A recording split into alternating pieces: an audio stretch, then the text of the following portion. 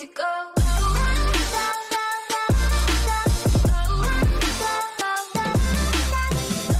Salut, c'est Sglug, merci de suivre cette aventure, merci pour les inscriptions. N'oubliez pas d'activer les notifications pour être prévenu des prochaines vidéos. Merci aussi de commenter, de poussoyer et de partager. En regardant cette vidéo, vous prenez le risque d'apprendre quelque chose et je décline toute responsabilité en cas de surchauffe neuronale. Je pars du principe que vous avez vu les anciennes vidéos et il vaut mieux regarder les vidéos en x2 plutôt que de faire des bons, sinon vous allez rater des trucs et astuces. Dans la dernière vidéo, je vous ai montré les tests sur le bras articulé. On dira plutôt qu'il est statique pour l'instant. Dans cette vidéo, je vais vous montrer comment j'ai fabriqué le pied de mes écrans 25 pouces. Évidemment, les écrans sont livrés avec des pieds d'origine, mais bien souvent, ils ne sont pas adaptés pour avoir une position optimale sur le bureau. Malheureusement pour nous, les problèmes de posture n'ont pas d'effet immédiat. C'est bien sur le long terme que les dégâts se produisent. C'est pas comme une brûlure ou un coup de marteau dont l'effet est immédiat et on se rend compte tout de suite ce qu'il ne faut pas refaire. Dans les problèmes de posture, c'est vraiment sur le long terme que les problèmes s'installent et une fois qu'ils sont installés, par contre, on a beaucoup de mal à s'en débarrasser. Je vous mets un lien dans la description vers le site de l'INRS pour tous ces problèmes de posture.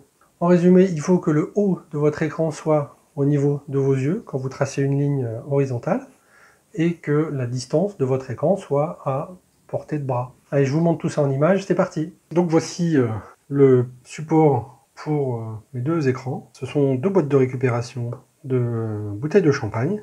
Donc c'est en bois, c'est du pain voilà, qui était suffisamment solide. Alors je les ai mis à cette hauteur-là parce que vous voyez peut-être pas, mais ici la hauteur doit être à hauteur des yeux. Donc quand on tire une ligne droite, doit être à hauteur des yeux. Et par rapport à la longueur du bras, ça doit être au bout du bras. Voilà, donc c'est idéalement posé. La hauteur ici donc correspond à l'élévation qu'il fallait pour monter à ce niveau-là. Le pied original était l'écran tombé à peu près ici. Donc c'était pas terrible et en plus on perdait toute la place. Là, il y a du rangement.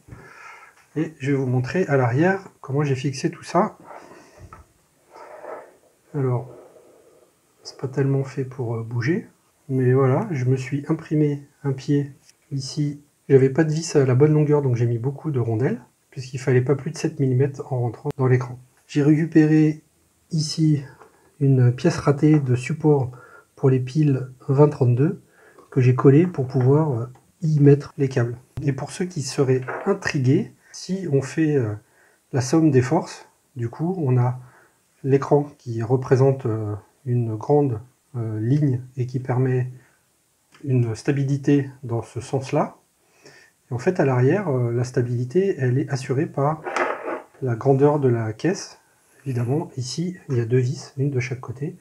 Alors, au début, j'avais prévu de mettre deux supports, mais en fait, un, ça suffit. Voilà. Et du coup, bon, ça bouge un petit peu, hein, mais mon bureau est assis debout et ça bouge, voilà, ça bouge pas vraiment. En plus, si vraiment j'avais des soucis, j'avais prévu de rajouter ou de la colle et de le fixer ou des vis en fait pour fixer ça sur le bureau, mais en fait il n'y a pas besoin. Initialement j'avais prévu de faire une seule tablette, mais malheureusement le bouton marche arrêt en fait il se trouve derrière. Voilà, ils sont là sur le bord.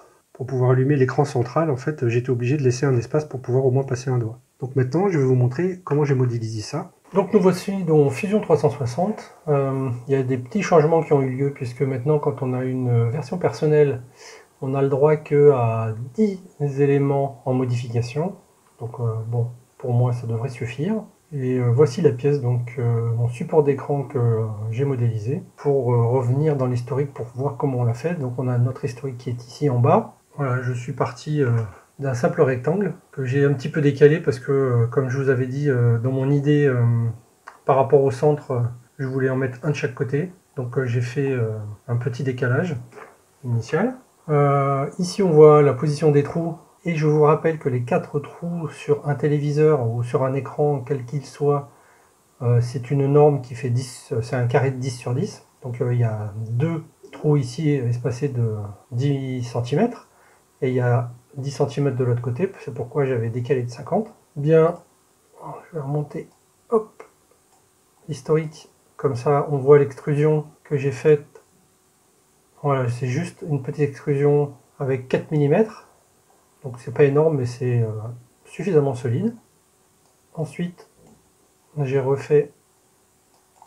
Hop, cette fois, j'ai refait la base du support. Voilà, j'ai fait quelque chose comme ça. J'y étais un petit peu à tâtons, hein, parce que vraiment, au départ, je ne savais pas trop ce que je faisais. Ensuite, j'ai fait le perçage. J'ai fait le perçage des deux trous.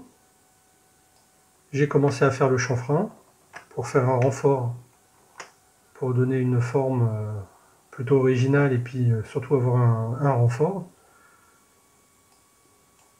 Et, oui. Et après, du coup, comme j'ai estimé que c'était pas suffisant, en fait, j'ai rajouté de chaque côté 2 petites barres, voilà, et avec un petit chanfrein vers le bas, pour avoir une espèce de U. Donc si on regarde par-dessus, voilà, ça fait un espèce de U, voilà. Ici, c'est juste pour ajouter de la solidité à la barre pour éviter qu'elle se torde, du coup, dans ce sens-là ou dans l'autre sens, comme ça. Voilà, rien de transcendant, hein, c'est finalement que des lignes droites. C'était assez simple à faire. Pour l'impression, je vous ai déjà expliqué que moi je prends des photos de mes paramètres. Comme ça me permet de me rappeler en fait quand je retombe sur mes fichiers G-code ce que j'avais mis. 2h20 d'impression, ça a coûté 1,34 €. Et voilà, je l'ai imprimé comme ça. J'étais quand même à la limite de la taille de la Prusa. J'aurais pu peut-être le mettre en diagonale, mais bon, pour gagner quelques centimètres. Mais ici, en fait, voilà, le dernier trou qui est ici, c'est juste pour du maintien en place et non pas, il n'y a quasiment aucune force dessus en fait. Donc voilà tous les réglages que j'avais fait. Dans cette vidéo, nous avons vu comment se positionner devant un écran. Nous avons vu comment positionner l'écran sur le bureau. Nous avons vu comment créer un pied adapté à nos besoins. Nous avons vu comment modéliser un pied avec Fusion 360. J'espère que ces informations vont vous aider ou au mieux vont vous donner des idées. N'hésitez pas à mettre des commentaires et à partager.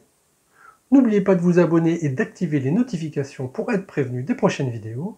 Si vous aimez ou pour m'encourager, pouce-soyez. Sinon, mettez un pouce vers le haut. Et un ciao, bon dimanche.